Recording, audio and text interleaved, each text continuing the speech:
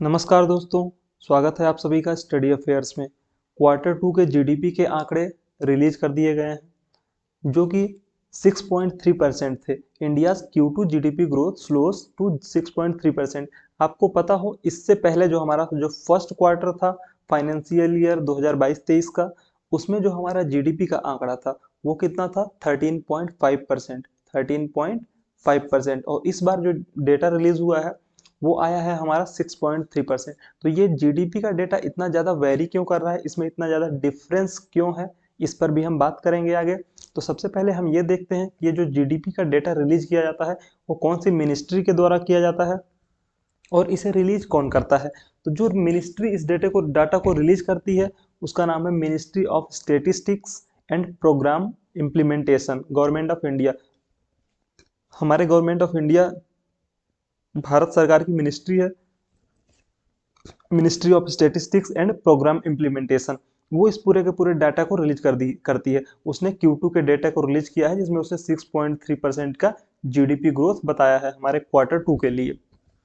जो हमारा ऑफिस है नेशनल स्टेटिस्टिकल ऑफिस, उसने बाकायदा एक प्रेस रिलीज के थ्रू ये पूरी की पूरी जानकारी दी है। अब हम समझने की कोशिश करते हैं कि आखिर जो हमारा ये डेटा है वो इतना ज़्यादा वेरी क्यों कर रहा है। जबकि हम अगर पिछले साल की बात करें 2021-22 तो सेम क्वार्टर में 2021-22 के सेम क्वार्टर जुलाई सितंबर यानी कि Q2 quarter two of FY21-22, तो उसमें क्या था हमारा डाटा, उसमें 8.4% हमारी जीडीपी ग्रोथ थी। और इस बार जो हमारा डाटा आया है उसमें जो जीडीपी की हमारी ग्रोथ है वो 6.3% है। साथ ही साथ हम बात करते हैं, चलिए देखते हैं कि आखिर ये इतना ज़्यादा वेरी क्यों कर रहा है। आपको पता हो बेस इफेक्ट, जिसके बारे में पिछले पिछले क्वार्टर में भी बात हुई थी। इस बेस इफेक्ट की बात कब से हो रही है? इस बेस इफेक्ट की बात हो रही है जब से ये हमारा डाटा ये 20.1% आया था, 20.1%, तब से हम बेस इफेक्ट की बात कर रहे हैं। जो हमारा क्वार्टर अभी का है उसमें हमारा जो डाटा रिलीज हुआ है वो है हमारा 6.3%। ये Q2 है, ये हमारा था Q1 FY23 का, ये था Q4 22 का, ये Q3 था, Q2 था, Q1 था। ये किसका है? ये पूरा का पूरा जो डाटा है ये 2022 FY22 का, फाइनेंशियल ईयर 22 का। उसके पहले ये जो पूरा का पूरा डाटा है ये FY21 का है। ये हमारा जो था Q4 था, Q3 था, Q2 था और ये Q1 था, क्वार्टर वन। हम क्वार्टर वन जो था हमारा, जो कि होता है हमारा कौन सा, अप्रैल मई जून, अप्रैल मई और जून, ये क्वार्टर वन 2021 फाइनेंशियल ईयर 2021 का FY21। याद करिए उसी समय हमारा कोरोना आया था, कोविड। कोविड में हमारे पूरा का पूरा इकोनॉमिक एक्टिविटी बंद हो जाने की वजह से क्या हुआ था, हमारे जीडीपी माइनस में चली गई थी, निगेटिव में, -23.8%, निगेटिव 23.8% चली गई थी। क्योंकि जब हम डेटा रिलीज करते हैं या फिर जीडीपी का डाटा कैलकुलेट किया जाता है तो बेस इफेक्ट बेस ईयर किसको लिया जाता है, जस्ट पिछले साल को। जैसा कि हम जब 2022 का डाटा बनाएंगे, 2022 के लिए डाटा बनाएंगे तो हम किसको 2021 को बेस इफेक्ट मानेंगे, बेस ईयर मानेंगे। तो उसकी वजह से जो ये इतना ज़्यादा इंक्रीज देखा गया था 20.1% का, ये इस बेस इफेक्ट की वजह से आया था। तो सेम प्रोसेस यहाँ पे भी अप्लाई हो रहा है। जो हमारा Q2 है, Q2 यहाँ पे 8.4% पिछली बार था, अब 6.3% हुआ है, मतलब थोड़ा सा हम घटे हैं। लेकिन जो बेस इफेक्ट है उसी की वजह से जो हमारा क्वार्टर वन था, quarter one of FY23, just इसके पहले का हमारा क्वार्टर, ये वाला, ये 13.5 दिखाई दे रहा था। जबकि वो भी घटा था जब क्वार्टर वन था हमारा 2022 का, वो 20.1% था। और वहीं पे 2023 का जो क्वार्टर वन है हमारा वो 13.5, मतलब गिरावट वहां पे भी हुई थी, क्योंकि बेस इफेक्ट की वजह से ये बहुत ज़्यादा डाटा दिख रहा था। साथ ही साथ इस बार हम 6.3% पे हैं, जो कि पिछले साल हम Q2 में 8.4% पे थे। ये था हमारा पूरा का पूरा कंपैरिजन कि किस वजह से ये जो डेटा दिखाई दे रहा है वो 6.3% पे दिख रहा है। साथ ही साथ जब हम जीडीपी का डेटा कैलकुलेट करते हैं तो चार चीज़ें बेसिकली ध्यान दी जाती हैं। सबसे पहली चीज़ है कंजप्शन, प्राइवेट कंजम्पशन, जो भी प्राइवेट कंपनीज का कंजम्पशन होता है। दूसरा होता है गवर्नमेंट के द्वारा जो एक्सपेंडिचर होता है, गवर्नमेंट एक्सपेंडिचर। तीसरा होता है इन्वेस्टमेंट, जिसको कहा जाता है ग्रॉस फिक्स्ड कैपिटल फॉर्मेशन। और चौथा होता है एक्सपोर्ट। तो अगर हम ये FY 23 जो कि हमारा ये करंट क्वार्टर है उसकी बात करें, तो हमने 3 जगह पे क्या देखी है, ग्रोथ देखी है।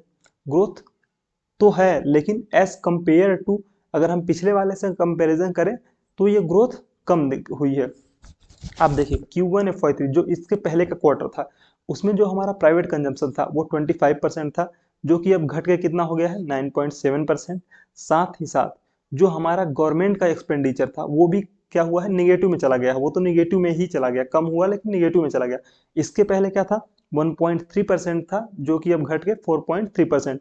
मतलब गवर्नमेंट जो है क्या कर रही है, बहुत ही कम पैसा एक्सपेंडिचर बहुत ही कम किया है उसने। क्यों कम खर्च कर रही है, क्योंकि गवर्नमेंट को टैक्स रेवेन्यू में भी हो सकता है कम पैसा आ रहा हो, या फिर गवर्नमेंट जो भी पैसा सेविंग्स जो भी उसके पास, एक तरह से हम कहें तो ट्रेड डेफिसिट हो रहा है, इस वजह से वो एक्सपेंडिचर में कमी कर रही है।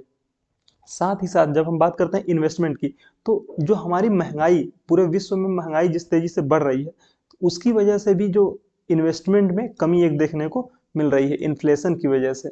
इन्फ्लेशन की वजह से पूरे वर्ल्ड में जो भी इन्वेस्टर्स हैं वो इन्वेस्ट करने में थोड़ी सी कमी दिखा रहे हैं। इस वजह से जो हमारा लास्ट क्वार्टर था क्या, Q1 FY23, उसमें हमारा 20.1% था क्या, ग्रॉस फिक्स्ड कैपिटल फॉर्मेशन, जो कि घट के 10.4% रह गया है इस बार। वहीं पे एक्सपोर्ट की बात करें तो एक्सपोर्ट में भी हमें कमी देखने को मिली है। एक्सपोर्ट में भी कमी की वजह मंदी ही है। पूरे वर्ल्ड में जैसा कि आपको पता हो, ऐसा नहीं है कि हम सिर्फ और सिर्फ अपने यहाँ पे चीज़ों को कंज्यूम करते हैं, हम बाहर में भी विदेश में भी चीज़ों को भेजते हैं बना के, उसी को एक्सपोर्ट कहा जाता है। तो एक्सपोर्ट में भी क्या हुआ है, कमी देखने को मिली है। क्यों, क्योंकि पूरी दुनिया में मंदी की आशंका है, मंदी की आशंका। और मंदी क्यों आ रही है, क्योंकि महंगाई बढ़ी है। महंगाई को कंट्रोल करने के लिए जिस तरह से जो भी अन्य देशों के सेंट्रल बैंक्स हैं उन्होंने क्या किया है, इंटरेस्ट रेट हाइक किया है, इंटरेस्ट रेट को बढ़ा दिया गया है। इंटरेस्ट रेट को बढ़ाने की वजह से क्या हुआ है, लोगों ने अपना बहुत ही ज्यादा पैसा, जो एक्स्ट्रा पैसा था उसको बैंक में जमा कराया। बैंक में जमा करा दिया तो लोगों की जो कंजप्शन की पावर थी, यानी कि जो खरीदी करने की क्षमता थी, वो थोड़ी कम हुई है, जिसकी वजह से क्या हमारा जो एक्सपोर्ट है वो भी कम हुआ है।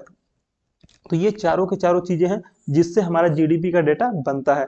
तो ये चारों चीजें इस तरह से अफेक्ट हुई हैं, इस वजह से हमारा 6.3% जो Q2 का जीडीपी ग्रोथ है वो दिखाई दे रहा है। साथ ही साथ हम अगर यहाँ पे देखें तो हमारा जो फोरकास्ट था, फोरकास्ट मतलब बहुत सी कंपनीज ने पहले से ये अनुमान लगाया हुआ था कि हाँ हम इतने पे एग्जिस्ट कर सकते हैं, हमारा डेटा यहाँ पे जा सकता है। तो किसी ने 6.2% का फोरकास्ट, मोस्ट ऑफ द जो इकोनॉमिस्ट है, बहुत से इकोनॉमिस्ट हैं सर्वेस के थ्रू, पोल्स के थ्रू, उन्होंने क्या कहा था कि जो सेकंड क्वार्टर होगा हमारा 2022-23 का सेकंड क्वार्टर, उसमें हम 6.2% पे एग्जिस्ट करेंगे। तो हमारा जो जीडीपी का आंकड़ा आया है वो 6.3% आया है, जो कि बहुत ज़्यादा ऊपर नीचे नहीं है। हमारा जो एक तरह से जो भी फोरकास्ट था उसके हम नज़दीक ही हैं। साथ ही साथ जो भी डेटा आया है उसमें कोर सेक्टर्स जो हमारा है, कोर सेक्टर का भी काफ़ी सारा योगदान रहता है जो जीडीपी का हमारा डेटा बनता है। 8 कोर सेक्टर है, उसके बारे में भी हम आगे बात करेंगे। साथ ही साथ हम अगर देखें हमारा जो नॉमिनल जीडीपी है, तो नॉमिनल जीडीपी का क्या है पूरा का पूरा मामला, उसको भी थोड़ा सा समझने की हम कोशिश करते हैं। जो भी करेंट प्राइसेस होते हैं, करेंट प्राइसेस, उससे हम क्या करते हैं, अपना नॉमिनल जीडीपी निकालते हैं। तो जो हमारा करेंट प्राइस से नॉमिनल जीडीपी निकलता है, साथ ही साथ जो हमारा एक्चुअल जीडीपी होता है, एक्चुअल जीडीपी कैसे निकलता है, वो बेस प्राइस से निकलता है, जो कि हमारा 2011-12 का हम लेते हैं उससे। लेकिन चूंकि इस समय पे इन्फ्लेशन बहुत ही ज़्यादा है, आपको पता हो कि इन्फ्लेशन इस समय पे बहुत ही ज़्यादा है, तो इन्फ्लेशन ज़्यादा होने की वजह से इस समय पे जो हमारा नॉमिनल जीडीपी का डेटा है वो क्या है, 19 पॉइंट, जो नॉमिनल जीडीपी ग्रोथ है वो कितना है, 16.2% इस बार का है, जो कि कंपैरिजन टू अगर 2022 से हम करें Q2 FY 2022 से, तो वो 19% पे था, क्योंकि उस समय पे और भी ज़्यादा इन्फ्लेशन था। तो इस बार जो नॉमिनल जीडीपी का डेटा है वो 6.2% है, 16.2%। वहीं पे एक्चुअल जीडीपी की ग्रोथ जो है हमारी वो 6.3% पे है। तो ये थोड़ा सा डिफरेंस है नॉमिनल जीडीपी और एक्चुअल जीडीपी। नॉमिनल जीडीपी में हम करेंट प्राइसेस को लेकर के मानते हैं, कैलकुलेट करते हैं। वहीं पे साथ ही साथ जब हम एक्चुअल जीडीपी की निकालते हैं तो उसको बेस प्राइसेस के हिसाब से कैलकुलेट किया जाता है। वहीं पे अगर हम बात करें शेयर मार्केट की, क्योंकि शेयर मार्केट और इकोनॉमी दोनों एक दूसरे से जुड़े हुए हैं, लेकिन आपको पता हो कि जिस तरह से पूरी दुनिया में मंदी बनी हुई है, पूरी दुनिया में मंदी की वजह से वहाँ के शेयर मार्केट नीचे की तरफ जा रहे हैं, लेकिन इंडिया का शेयर मार्केट कंटिन्यूअसली एक बहुत ही ज़्यादा पीक पे है, यानी कि अभी तक के ऑल टाइम हाई पे चला गया है। ऑल टाइम हाई सबसे ज़्यादा हमारा सेंसेक्स और निफ्टी दोनों ही इंडेक्स ऑल टाइम हाई पे चल रहे हैं। अगर पिछले कुछ दिनों की हम बात करें तो पिछले कंटिन्यूअस 5 दिनों से कंटिन्यूअसली क्या तेजी ही दिखाई दी है शेयर मार्केट में, मंदी नहीं है, एक भी दिन मंदी देखने को नहीं मिली है, यानी कि शेयर के प्राइसेस नीचे नहीं गए हैं, कंटिन्यूअसली ऊपर ही गए हैं। साथ ही साथ हम अगर कहें तो जो बहुत से एनालिस्ट हैं उनका भी ये कहना है कि जो हमारा इकोनॉमी है वो पहले से ही अनुमानित था कि क्या होगा, 6% मतलब सिंगल डिजिट 6%, 6.5, 6.3, 6.2% इतने पे ही रह सकता है। तो इसकी वजह से जो इन्वेस्टर्स थे जो शेयर मार्केट में पैसा लगाते हैं उनको कोई भी बहुत ज़्यादा फर्क नहीं पड़ा इन जीडीपी के आंकड़ों से। क्यों? क्योंकि उनको पहले से ही अनुमानित था कि हाँ 6.3, 6.2% का जीडीपी ग्रोथ होने वाला है। तो शेयर मार्केट क्या होता है, शेयर मार्केट रिएक्ट करता है कब, जब अनसर्टेनिटी होती है। अनसर्टेनिटी यानी कि जिसके बारे में कुछ हमें मालूम ही ना हो, जैसा कि कोविड के टाइम पे हुआ था। तो कोविड के टाइम पे क्या था, कोविड के समय में जब अचानक से महामारी फैली तो किसी को कुछ पता नहीं था कि ये महामारी कितने दिनों तक चलेगी, कितने दिनों तक के लिए लॉकडाउन लगा रहेगा, इकोनॉमिक एक्टिविटीज कितने दिनों के लिए बंद रहने वाली हैं। तो इस वजह से जो इन्वेस्टर्स थे उनके अंदर पूरा का पूरा एक डर का माहौल बन गया और उन्होंने अपने शेयर्स बेचने स्टार्ट कर दिए। लेकिन जब किसी चीज का पहले से ही अनुमान लगा लेता है मार्केट तो वो उसको फिर रिएक्ट नहीं करता उस पर। यही वजह है कि ये जो 6.3% जीडीपी का हमारा आंकड़ा आया है उसकी वजह से भी बहुत ज़्यादा मार्केट रिएक्ट नहीं किया। हाँ थोड़ा बहुत हो सकता है आने वाले समय में 1-2 दिन के लिए 3 दिन के लिए ऊपर नीचे हमें देखने को मिल जाए, लेकिन बहुत ही ज़्यादा इससे कोई भी इफेक्ट नहीं पड़ने वाला है, क्योंकि हमारी जो जीडीपी है, सॉरी हमारी जो इकोनॉमी है वो काफ़ी अच्छा परफॉर्म कर रही है as compare to other economies of the world. साथ ही साथ हम अगर आरबीआई की बात करें तो आरबीआई ने भी ये अनुमान लगाया था कि हमारी जीडीपी की ग्रोथ 6.1 से 6.3% पे रह सकती है सेकेंड क्वार्टर में, जो कि उनके का अनुमान के मुताबिक ही है। वहीं पे साथ ही साथ हम बात करें अगर कि जीडीपी के अलावा ग्रॉस वैल्यू एडेड की, अगर हम जो हमारा जीडीपी है वैसे देखा जाए तो जीडीपी क्या बताता है, जो हमारा जीडीपी है,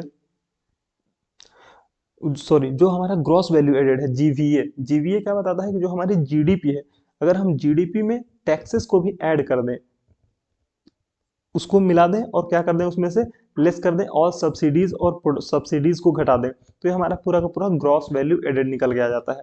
जो टोटल टैक्स रेवेन्यू होता है GDP, the total tax revenue used for GDP compilation includes non GST revenues as well as GST revenue, जो GST के थ्रू आया या फिर बिना GST के आया, उन सभी को मिला के जो टैक्स रेवेन्यू होता है जीडीपी में कैलकुलेट किया जाता है। ये पूरा का पूरा आंकड़ा है जो 8 जो डिफरेंट मेन कोर सेक्टर्स हैं, जैसे कि हमारा कोल हो गया, क्रूड ऑयल हो गया, नेचुरल गैस हो गया, रिफाइनरी हो गया, फर्टिलाइजर हो गया, स्टील हो गया, सीमेंट और इलेक्ट्रिसिटी। तो ये हमारे पूरे के पूरे 8 कोर सेक्टर्स हैं। इन 8 कोर सेक्टर्स की अगर हम बात करें तो इनके भी जो कोर सेक्टर का प्रोडक्शन का डेटा है वो भी रिलीज हुआ है।